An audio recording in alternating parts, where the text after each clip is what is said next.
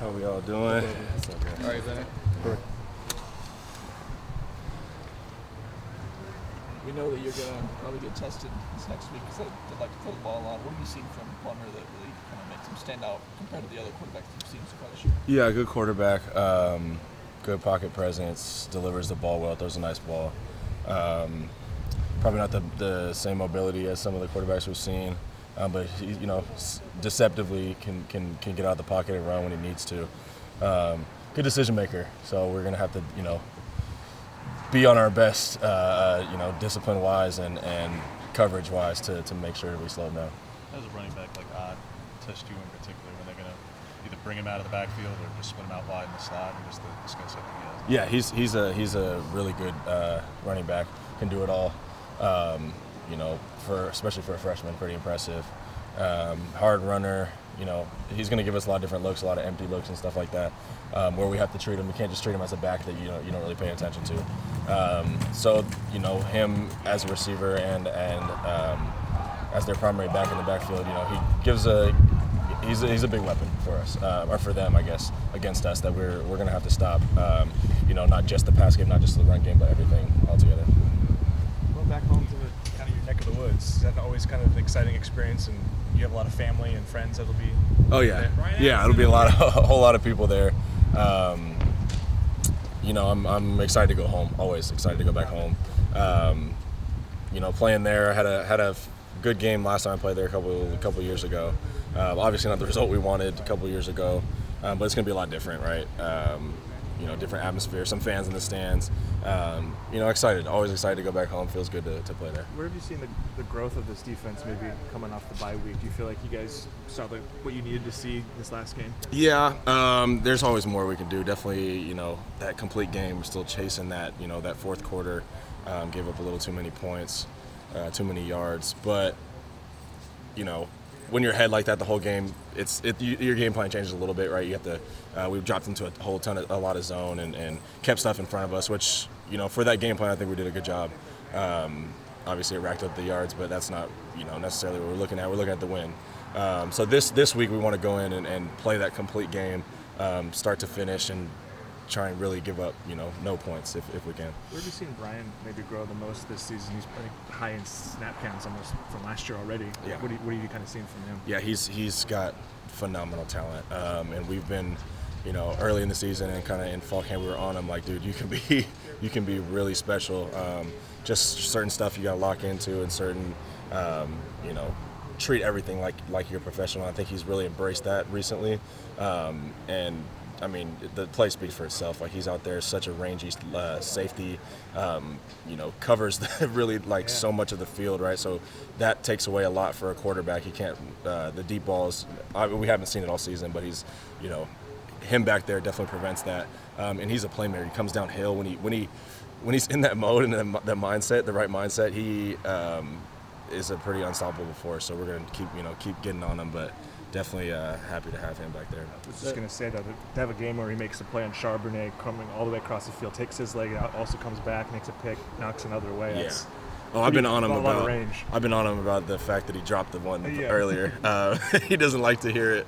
Could have had two, but no, that was phenomenal. That one play is my favorite, where he came down on Charbonnet. We sent 5, and so it's kind of a softer zone in the back, and he read it just like he's supposed to and came down and made that tackle.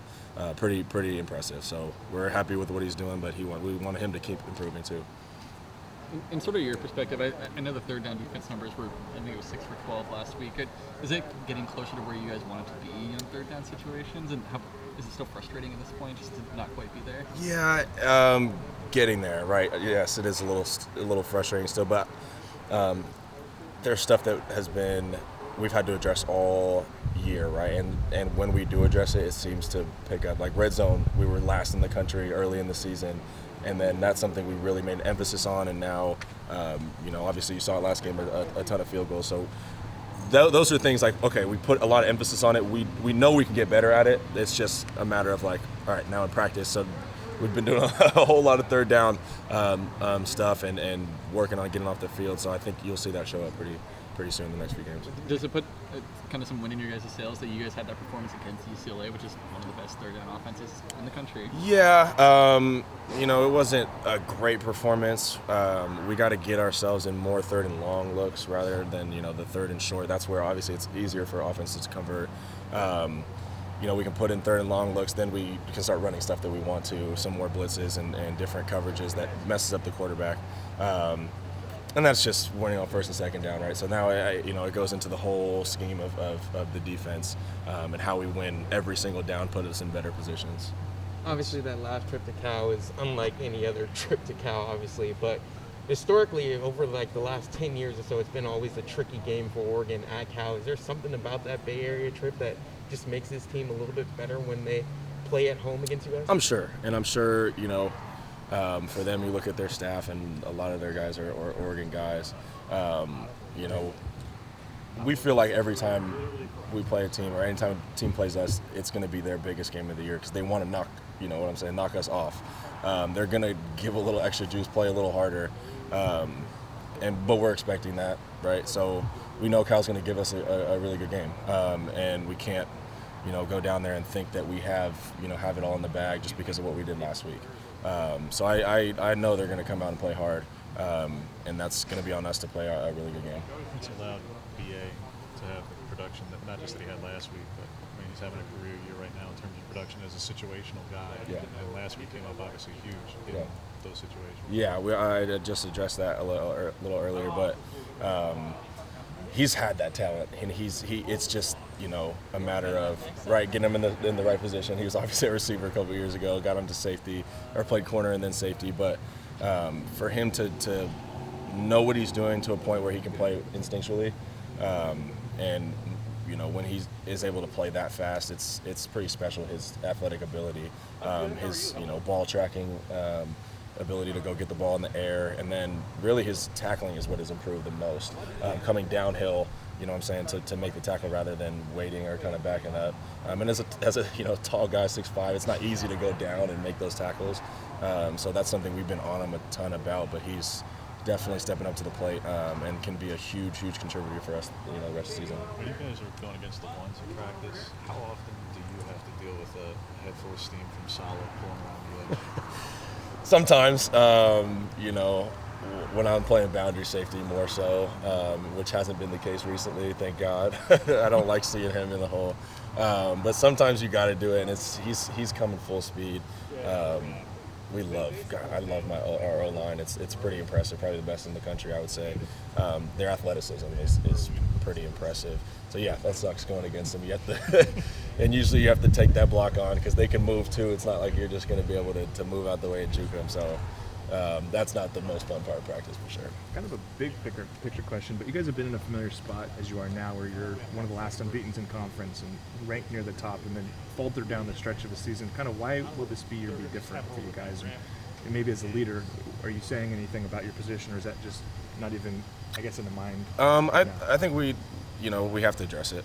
Like it's you know, it doesn't make sense to ignore that. Okay, we're doing well right now, we're playing well. Yeah, we are playing well, but what has got us here? Like that's where we look at, like, okay, from week one, yeah, we had a poor performance, but the reason we're winning right now, yeah, we have talent, but we've had talent in the past, right? That's not it. It's because we're working and we're addressing specific things that are getting us better. You can see it week in, week out, we're getting better. And so that's what it is. It's like, look, you can't rest on your coattails and think that, okay, now we've proven we're a good team, right? So it's going to take us the rest of the year. Like, no, what has got us to that point is working and coming out here every day and hitting Tuesday, Wednesday, like going hard. Those are the type of things that, you know, we have to understand as a team and go back to it every single week.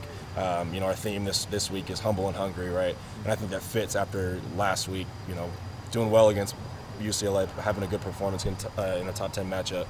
But going back to, like, okay, look, we know we're good, but we have to understand that we got to be hungry, we got to get better, and continue to improve. We were joking with Dan about this, but who's the best basketball player on the team? Basketball player, I'm gonna have to say me for sure. What's your game like? I've gotten better actually with the less practice I think I've had at basketball. You know, I can dribble. Definitely like to go to the rack and score. I can play some good defense, believe it or not. You know, that's my MO right there. Pretty crafty. Not the best shooter, I would say, but let me get in the gym, put up 100 shots, and we'll get better, right?